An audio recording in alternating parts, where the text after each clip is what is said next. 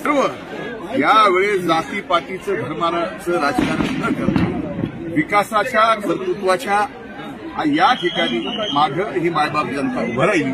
मी त्या मायबाप जनतेचे कायम शेवटच्या श्वासापर्यंत होणार. ऐतिहासिक विजयासाठी 26व्या फेरीपर्यंत थांबावं लागेल. पण होत आहे कारण आतापर्यंत परळ विधानसभा मतदारसंघाच्या इतिहासामध्ये किंबहुना रेणापूर विधानसभाच्या मतदारसंघामध्ये ज्या विजयी उमेदवारांनी मतं घेतली त्यामध्ये आताच तुम्ही दुप्पट मतं घेतली. तिथं 10 फेऱ्या आणखी मोजलं होतं. 16 झाले.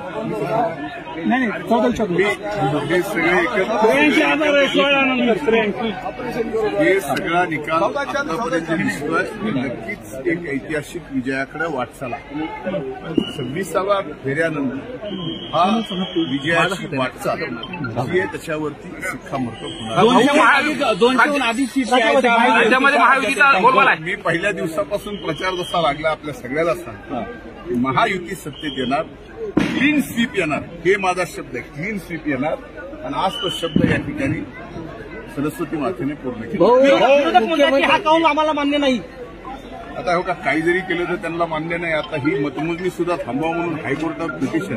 मला वाटतं की 288 मतदारसंघात फक्त भरडीच आहे त्याची मतमोजणी थांबवा म्हणून पिटिशन हायकोर्टात केलं. याच्यावरून त्यांची मानसिकता ते सकारात्मक मानसिकतेतून निवडणूक लढण्यासाठी गेलेच नाही.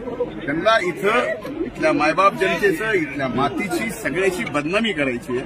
त्याच्यासाठी आलेले त्यांची जागा या ठिकाणी पहिल्या 14 फेरीतच दाखवून दिलेली मायबाप जनते.